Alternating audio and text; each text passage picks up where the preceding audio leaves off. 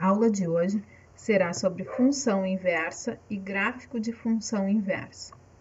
Em uma função bijetora, se pode definir uma função g com domínio igual a b e contradomínio igual a a, que faz as relações inversas das relações determinadas pela função f.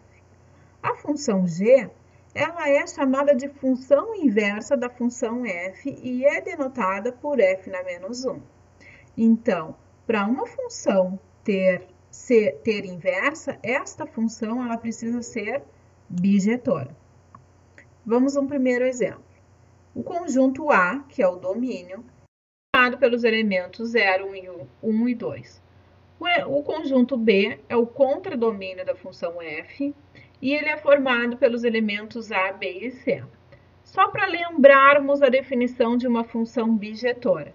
Para uma função ser bijetora, ela precisa ser injetora e sobrejetora ao mesmo tempo. O que é uma função injetora? Para cada x1 diferente de x2, a imagem de x1 tem que ser diferente da imagem de x2. Aí essa função é injetora. Para uma função ser sobrejetora, a imagem precisa ser igual ao contradomínio de f. Então, aqui nós temos a imagem de 0 é a imagem de 1 é B e a imagem de 2 é C. Então, nós temos uma função f que leva elementos de A e em B. O A é o domínio e o B é o contradomínio, e neste caso, ele é igual à imagem. x1 diferentes de x2, as imagens são todas diferentes. Essa função é injetora e ela é sobrejetora porque a imagem é igual ao contradomínio. Então, para ser inversa, quando essa função ela é inversa, o que é domínio na função passa a ser contradomínio na função inversa. E o que é contradomínio na função f passa a ser domínio na função inversa. Então, o B passou a ser o domínio da função inversa e o A passou a ser o contradomínio da função inversa. Então, muda a relação dos elementos. A imagem de A vai ser 0, a imagem de B vai ser 1 e a imagem de C vai ser 2. Então, a função inversa leva elementos de B em A. O domínio vai ser o conjunto B e a imagem vai ser o conjunto A. Observação. Note que a função inversa possui domínio igual a B e contradomínio igual a A, como eu tinha falado anteriormente. Então, a função inversa leva elementos de B em A, domínio contra domínio. O que era domínio vira imagem, e o que era imagem vira domínio. Então, o que era domínio na F passa a ser imagem da inversa. O que era imagem da F passa a ser domínio na inversa. Somente funções bijetoras possuem inversa. Então, para se ter uma função inversa, obrigatoriamente, eu tenho que ter uma função bijetora. Por isso, funções bijetoras são ditas funções inversíveis. Para determinar a lei da formação de uma função inversa, nós temos que seguir os seguintes passos. São 3 passos. O primeiro, nós vamos substituir x por y e y por x lá na lei de formação da minha função. Nós vamos isolar o y na equação obtida no passo 1 e depois o resultado será a função inversa y igual a f na menos 1 de x. Vamos aos exemplos. Primeiro exemplo. Determine a função inversa de f de x igual a 2x mais 4. Então, esse f de x aqui é igual a y. Então, seguindo os passos para encontrar a função inversa, tem-se 1. Substitua x por y e y por x na lei de formação da minha função. Aqui está a lei de formação da minha função. Então, eu vou ter x igual a 2y mais 4. Onde tinha x, eu substituí por y, e onde tinha y por x. Isole a variável y na equação obtida no passo anterior. Então, nesta equação, eu vou isolar o y.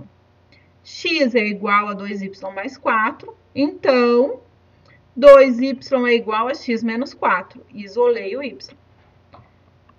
Y é igual a x menos 4 sobre 2. O terceiro passo era o resultado da inversa. Então, a inversa é x menos 4 sobre 2. A f na menos 1 de x é x menos 4 sobre 2. Segundo exemplo. Determine a função inversa de f de x igual a x ao cubo menos 5. Primeira coisa, substituir x por y e y por x lá na lei de formação da função. E x é igual a y ao cubo menos 5. Então, nós vamos isolar o y. Eu vou ter y ao cubo igual a x mais 5. Então, y é igual a raiz cúbica de x mais 5. Portanto, a inversa é raiz cúbica de x mais 5. E como fica o gráfico da função inversa? Bom, para obter a função inversa de uma função objetora, o processo consiste em inverter os papéis de x e y, que foi o que nós fizemos anteriormente. Nós substituímos o que era x por y para encontrar o que era x por y e o que era y por x para encontrar a lei de formação da inversa. Então, dessa inversão, resulta que os gráficos das funções f e da sua inversa são simétricos em relação à reta y igual a x. A reta y igual a x, ela é a bissetriz dos quadrantes ímpares. Então, aqui nós temos a bissetriz dos quadrantes ímpares. Então, olha só, quando eu tenho o par ordenado 1 e 4 lá na minha f, na inversa eu vou ter o contrário, eu vou ter 4 e 1. Quando eu tenho par ordenado 5 e 6 na f, na inversa eu tenho o contrário, eu tenho 6 e 5. Terceiro exemplo. Determine a função inversa de f de x igual a x ao cubo. Na letra A, determine a lei de formação da inversa e esboce o gráfico de f e de f na menos 1. Então, vamos determinar a função inversa. Y é igual a x ao cubo, então x é igual a y ao cubo. Troquei o que era x por y e o que é y por x. Isolei y. Y, então, é igual a raiz cúbica de x. Vamos traçar, então. Nós temos dois gráficos para traçar.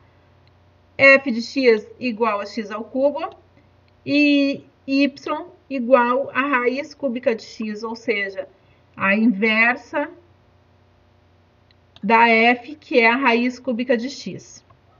Então, vamos lá, esboçando os gráficos. O primeiro, eu tenho o gráfico de y igual a x ao cubo. E o segundo, eu tenho o gráfico de y igual a raiz cúbica de x. E aqui está a nossa bissetriz, passando pelo primeiro e pelo terceiro quadrante. Quando eu tenho 1 em x, eu tenho 1 em y na função f e também tenho na função inversa. 1 em x e menos 1 em y na função f, eu tenho na inversa também o menos 1 em x e o menos 1 em y. Função logarítmica e função exponencial. A inversa da função exponencial de base A é a função logarítmica de mesma base. Em outras palavras, a função exponencial de base A. Então, nós temos que f de x é igual a elevado na x, e essa função f tem domínio todos os reais e contradomínio os reais positivos, só os números positivos. Ela é bijetora e a sua função inversa é a função logarítmica de base A. Então, a inversa da função exponencial é a função logarítmica de base A. O que era contradomínio na função f, então passou a ser domínio na função inversa, que era domínio na função f, passou a ser contradomínio na função inversa. Exemplo 4. Em cada caso, determine a função inversa da função dada. Na letra A, f de x é igual ao log de x na base 5. Então, a inversa vai ser 5 elevado na x, porque eu tenho que a inversa dessa função é o a elevado na x. Então, a inversa da função logarítmica de base 5 é a função exponencial de base 5. Na letra B, a inversa da função 4 elevado na x vai ser o logaritmo na base 4. Então, a função inversa, a função exponencial de base 4 é a função logarítmica de base 4. Exemplo 5. Determine a função inversa da função exponencial f de x igual a 2 elevado na x e esboce os gráficos da f e da sua inversa. Bom, f de x é 2 elevado na x, então nós temos uma função logarítmica de base 2, né? Então, essa função ela vai ser a inversa de 2 elevado na x. O primeiro gráfico que nós temos é o gráfico de 2 elevado na x, e o segundo gráfico nós temos em vermelho o gráfico da função logarítmica de 2, da base 2.